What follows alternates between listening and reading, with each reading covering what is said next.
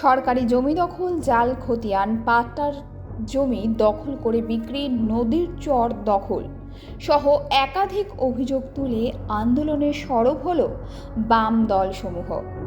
সোমবার CPIM, CPIML সহ বিভিন্ন বাম সংগঠনের সদস্যরা মিছিল করেন এবং পরবর্তীতে বিক্ষোভ প্রদর্শন করেন।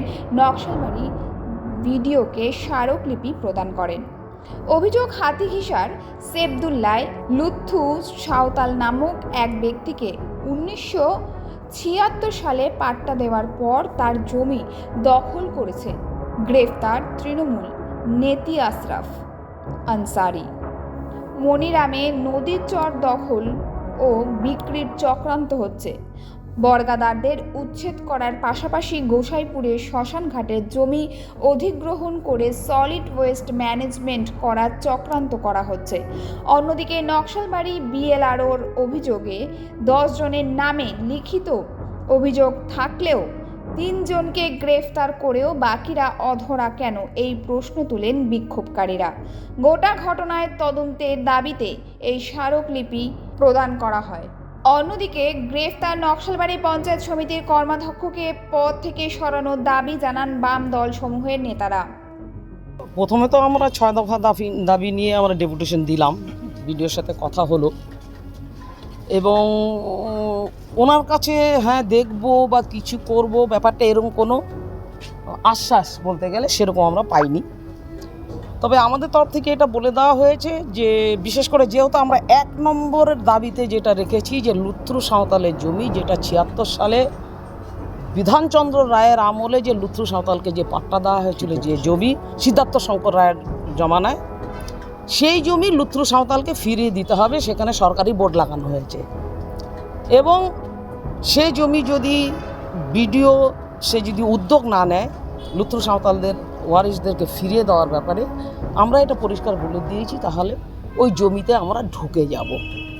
আমরা সেই জমি আমরা ঢুকবো লোকজন নিয়ে এবং চাষাবাদ করে লুৎফু সাঁওতালের যে ওয়ারিশরা রয়েছে তাদের হাতে আমরা সেই জমি সঁপে দিব। এবারে দেখুন, শ্মশানঘাটে বোর্ড লাগিয়ে দিচ্ছে, তো অদ্ভুত একটা ব্যাপার। শাসক দলের নেতারা 100 একর ভেষ জমি বিক্রি করে কোটি কোটি টাকা ইনকাম করছে। বিএলআরও দপ্তরের নজর ওই জায়গায় যাচ্ছে না। কোথায় শ্মশানঘাট, কোথায় মেচির চরে সাধারণ মানুষ চাষাবাদ করে খাচ্ছে, তাদেরকে পাট্টা দিয়ে দেওয়া, তাহলে ওরা কিছুটা জমির উপরে নির্ভরশীল হয়ে পরিবার পরিজন নিয়ে চলতে পারে, কিন্তু সেটা না। এবং বিশেষ করে মেচির চরে যে প্লটিং হয়েছে এবং সেই যে মেচির চর যে কেনাবেচা হয়েছে সেটাতেও কিন্তু শাসক দলের নেতারা যুক্ত রয়েছে এবং আমরা বলেছি এটাকে তদন্ত করে দোষী সাব্যস্ত হলে তাকে কঠোরতম সাজা দিতে হবে। তার পাশাপাশি যে দাবিটা আমরা, এই যে লুৎফু সাঁওতালের জমি নিয়ে যে এই একটা ঝড় উঠেছে, তারপরে আমরা দেখলাম 2 জন প্রথমে অ্যারেস্ট হলো, তারপর পূর্ত কর্মাধ্যক্ষ অ্যারেস্ট হলো, কিন্তু আরও তো মোট 10 জনের নামে এফআইআর হয়েছিল, 3 জন অ্যারেস্ট হলো, 7 জন কবে অ্যারেস্ট হবে? এরা অ্যারেস্ট হবে কি না, হ্যাঁ ইয়া না, বিডিও সাহেব কিছু বলেনি।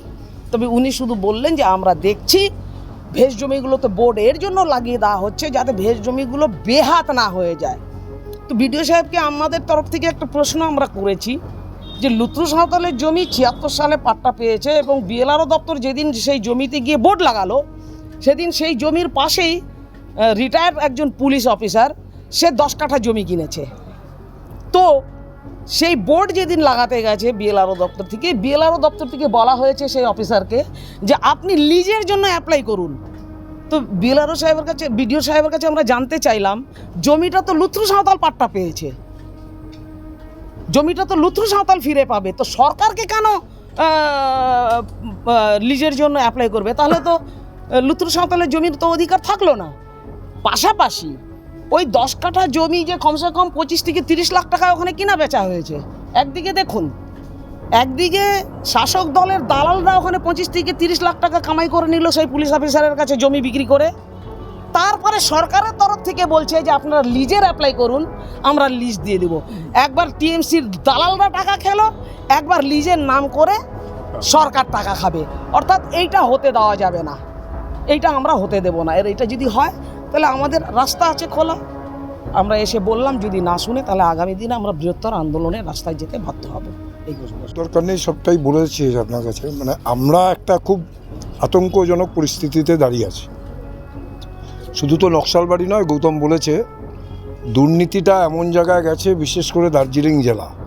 এবং ইতিমধ্যে কাগজে বেরিয়েছে শিলিগুড়ি জলপাইগুড়ি ডেভেলপমেন্ট অথরিটির সদস্য যাদের এইটা করার কথা, গৌতম গোস্বামী গ্রেপ্তার। ডাবগ্রাম ফুলবাড়িতে দেবাশিস প্রামাণিক গ্রেপ্তার। এ তো মেয়রের দক্ষিণস্থ, তারা সব নির্বাচিত, তারা প্রত্যেকেই জমি কেলেঙ্কারিতে যুক্ত। স্বাভাবিকভাবে অনেক মন্ত্রী এখন জেলের ভেতর আছে, সুতরাং এই মন্ত্রী পর্যন্ত এখানে আছে। এটা জানি না এর হাতটা কত দূর পর্যন্ত আছে। সুতরাং স্বাভাবিকভাবে নকশালবাড়ি ব্লকের একটা ঐতিহ্য আছে, মানুষ তার আন্দোলন করেছে, কৃষক তার জমি ফেরতের দাবিতে আন্দোলন করবে। আজকে আমরা এই লোক নিয়ে বিডিও দপ্তরে তাৎক্ষণিক প্রতিক্রিয়া হিসাবে ডেপুটেশন দিলাম, কিন্তু যদি এটা সমাধান না হয় তাহলে কিন্তু এটা একটা বড় ধরনের অভিযান এবং এই দাবি আদায়ের জন্য, জমি দখলের জন্য, মানে তার জমি সে যাতে ফেরত পায়। এবং সরকার যেভাবে খাস জমি এটা যেহেতু, এবং সমস্ত বিএলআরও দপ্তর যারা ঘুঘুর বাসা, যারা শুনছিলাম নিরুদ্ধার কাছে শ্মশানের জমি তার পাট্টা উধাও কে করেছে, তার মানে মন্ত্রী পরিষদ বর্গ থেকে পঞ্চায়েত সমিতির লোকেরা, পূর্ত কর্মাধ্যক্ষ অ্যারেস্ট হচ্ছে, কোন ঘোষকে নাকি এখন খুঁজে বেড়াচ্ছে, ইত্যাদি ইত্যাদি। স্বাভাবিকভাবে এই সরকারের চরম দুর্নীতির বিরুদ্ধে, এর বিরুদ্ধে আজকে আমরা বামদল সমূহ ডেপুটেশন দিয়েছি। আগামী দিনে এই অধিকার রক্ষার আন্দোলনকে আমরা একটা বড় জায়গায় নিয়ে যাব। আমরা 6 দফা দাবিতে ডেপুটেশন আজকে দিলাম। মূলত যে বিষয়টা হচ্ছে, শিলিগুড়ি সাব ডিভিশন মহকুমা জুড়ে জমি লুট হচ্ছে, প্রতিদিন খবরের কাগজে শিরোনামে থাকছে। আমাদের এই পঞ্চায়েত সমিতির ভূমি কর্মাধ্যক্ষ আজকে পুলিশ হেফাজতে। লজ্জার ব্যাপার আমাদের, এটা একটা সম্মানীয় জায়গা। সত্যি মিথ্যা পরে বেরোবে কি হবে, কিন্তু সে তো পুলিশ হেফাজতে আছে এখন এই মুহূর্তে।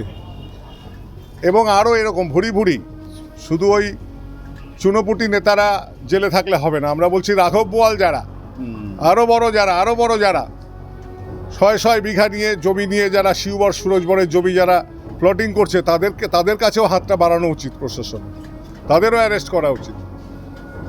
আমরা 6 দফা দাবির মধ্যে লথরু সাঁওতালের জমি তার ওয়ারিসদের কাছে ফেরত দেওয়া হোক 1 নম্বর দাবি ছিল আমাদের।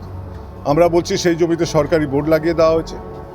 2 নম্বর দাবিতে আমাদের আছে শিউবর সুরজবর এলাকা, বড় মনিরাম এলাকায় 99 বিঘা জমি বিক্রি হয়ে গেল কয়েক কোটি টাকা, সেই পুরনো জোরদারদের জমি দেখিয়ে। সেখানে যারা আধিয়ার বর্গাদার, সেই বর্গাদারদের উচ্ছেদের চেষ্টা হচ্ছে। আমরা বলছি বর্গাদারদের চাষের অধিকার দিতে হবে, তারা চাষ করে, চাষের অধিকার তাদের দিতে হবে। শিউবর সুরজবরে এরকম 6 বিঘা জমি। গোসাইপুর এলাকায় ভরত সিং মৌজায় শ্মশানের জমিতে বোর্ড লাগানো হয়েছে। গোসাইপুর জিপি এলাকায় লালমন মৌজায়, সেখানে শ্মশানের জমিতে রাজবংশী সম্প্রদায়ের শতবর্ষ প্রাচীন একটা সমাধিস্থল, সেটার মধ্যে বোর্ড লাগিয়ে দেওয়া হচ্ছে। সেখানে ডাম্পিং গ্রাউন্ড তৈরি করা হবে বলছে। ঘুষরু মৌজায় আদিবাসীরা বংশ পরম্পরায় চাষ করে জমি, সেই জমিতে গিয়ে সরকারি বোর্ড লাগিয়ে দেওয়া হচ্ছে। এইগুলির বিরুদ্ধে প্রতিকার চেয়ে বিডিওর কাছে আমরা জানিয়েছি ক্রিমিনাল কেসে জড়িত কোনো জনপ্রতিনিধি সে বহাল তবিয়তে অফিস করছে, এটা হতে পারে না, ব্যর্থহীন ভাষায় বলছি। তাকে ক্লিয়ার হয়ে আসতে হবে, বেল নিয়ে আসতে হবে। কেস চলবে, বিচারাধীন থাকবে, ঠিক আছে, কিন্তু সে জনপ্রতিনিধি জনগণের দ্বারা নির্বাচিত থাকতে পারে। আজকে জনপ্রতিনিধিরা জেলে যাচ্ছে, ব্লক সভাপতি জেলে যাচ্ছে, ডাবগ্রাম ফুলবাড়ি এলাকায় জমি কেলেঙ্কারিতে অভিযুক্ত জেলে তৃণমূলের নেতা। আমরা বলছি এই যে দুর্নীতির জাল কালীঘাট পর্যন্ত প্রসারিত, নইলে এই দুর্নীতি বারবারন্ত এরকম হতে পারে না। আমরা চাই রাঘব বোয়ালরা ধরা পড়ুক, কালীঘাট পর্যন্ত বিস্তৃত যে দুর্নীতির জাল সেই পর্যন্ত হাত যাক। আজকে চুনোপুটিদের ধরে কোনো লাভ নেই। আমরা চাচ্ছি যে সমস্ত বিষয়গুলির তুল্যমূল্য বিচার হোক, আলোচনা হোক, এবং আরও আমাদের সাথীরা আছে। আমরা 4-5টি বামপন্থী দল মিলে আজকে এখানে ডেপুটেশনে সামিল হয়েছি। তারাও কিছু বলবেন, তাদেরও বক্তব্য আছে। দীপু হালদার আছে, বাসুদেব বসু আছেন, পলান চন্দ্র আছে।